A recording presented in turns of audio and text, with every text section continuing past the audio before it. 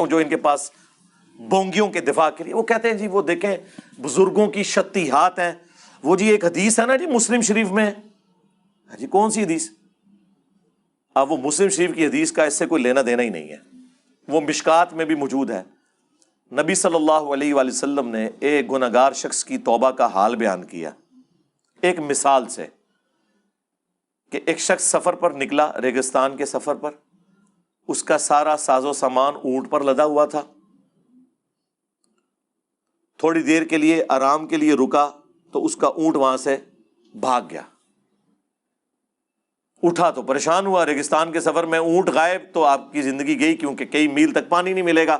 وہ بیٹھ کر موت کا انتظار کرنا شروع ہو گیا، اچانک وہ اونٹ واپس آ گیا، وہ اتنا خوش ہوا کہ اس نے کہنا تو یہ تھا کہ اے اللہ میں تیرا بندہ تو میرا رب۔ اس کی خوشی کی وجہ سے زبان لڑکھڑا گئی اور اس کی زبان سے غلطی سے نکل گیا اے اللہ تو میرا بندہ میں تیرا رب، اور آگے الفاظ ہیں جو یہ نہیں پڑھتے، من شدت الفرح، خوشی کی شدت کی وجہ سے زبان لڑکھڑا گئی۔ یہ نہیں کہ بیٹا پڑھ چشتی رسول اللہ، یا بیٹا جو تو نے اشرلی رسول اللہ پڑھا خواب میں اور اس کے بعد دیداری میں، بڑی تسلی ہے اس میں تیرے لیے، بیٹا ٹینشن نہیں لینی، اس واقعے کا اس سے کوئی لینا دینا ہے۔ اور اس سے وہ کہتے ہیں بزرگوں نے بھی جو کہہ دیا تو وہ بھی اس میں خاص حالت میں تھے، خاص حالت میں تھے تو انہوں نے تو پہلے کلمہ صحیح والا سنا ہے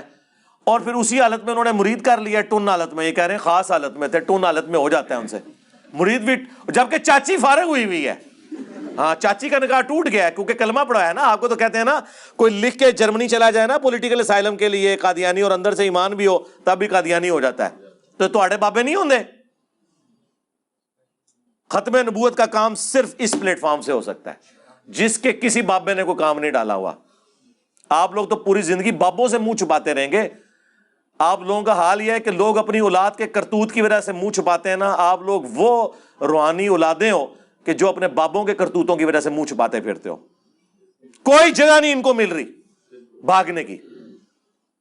اس سے وہ ایک پلی لیتے تھے۔ یا پھر ان کے پاس آخری حال یہ ہے، وہ کہتے ہیں دیکھیں جی ایک حدیث ہے جی بخاری شریف میں، وہ تعلیقاً امام بخاری نے مولا علی کا قول نقل کیا ہے،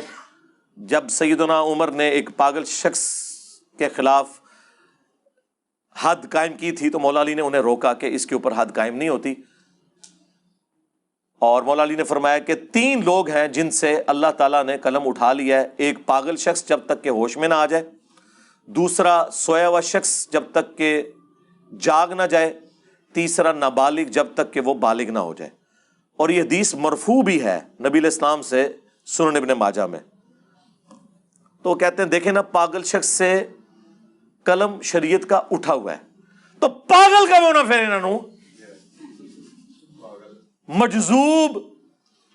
کلندر کبھی کوئی نام سیدھی طرح کو پاگل، تو ہم ٹھیک ہے۔ اور پاگل کہنے میں یہ بچیں گے، اگر یہ ہوش میں سب کچھ انہوں نے کیا ہے پھر نہیں بچتے۔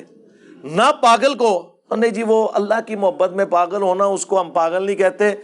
وہ خاص کیفیت ہوتی ہے۔ ہم کہتے ہیں رکو ذرا صبر کرو، کل تک تو تم لوگ ہمیں کہتے تھے کہ با خدا دیوانہ باش، با محمد ہوشیار، دیوانگی اور شتیہات اور بونگیاں اور مجذوبیت اور کلندریاں یہ صرف اللہ کے لیے ہوتی ہیں۔ اور بڑے فخر سے کہتے تھے جی منصور الحاج نے انا الحق کہا تھا، انا محمد کہتا نا وہ، ہم اسے کافر کہتے کیونکہ رسول اللہ کے لیے دیوانگی نہیں ہے۔ تو سرکار یہ سب کچھ تو رسول اللہ کی شان میں گستاخیاں آپ کے بابوں نے کی ہوئی ہیں، یا چلیں 1 ٹن حسن زن رکھ لیتے ہیں، کتابوں میں ہوئی ہوئی ہیں، پھر کتابیں چھاپنے والے، ہاں ان کے ترجمے کرنے والے، ان کے اوپر شرعی حکم چاہیے، اور جس نے غلطی ہائی لائٹ کی اس کے لیے ایوارڈ چاہیے، بلکہ مہمان خصوصی سے بنائے اگلی ختم نبوت کانفرنس میں، ہاں کہ یہ ہے ختم نبوت کا اصل مجاہد، جس نے یہ پرواہ نہیں کی ہے کہ غلام احمد قادیانی دجال کام ڈال رہا ہے یا چشتی رسول اللہ والا کام ڈال رہا ہے یا اشرف رسول اللہ والا کام ڈال رہا ہے۔ اس نے تو آ کے امت کو صحیح بات بتائی ہے اور امت کو یہ نعرہ دیا ہے کہ نبی کے جیسا ہے ہی کوئی نہیں، بابے تے شے ہی کوئی نہیں۔ صلو علی محمد وآل محمد، اللہم صلی علی محمد وعلی آل محمد واصحاب محمد وازواج محمد وامت محمد اجمعین الی یوم الدین، آمین۔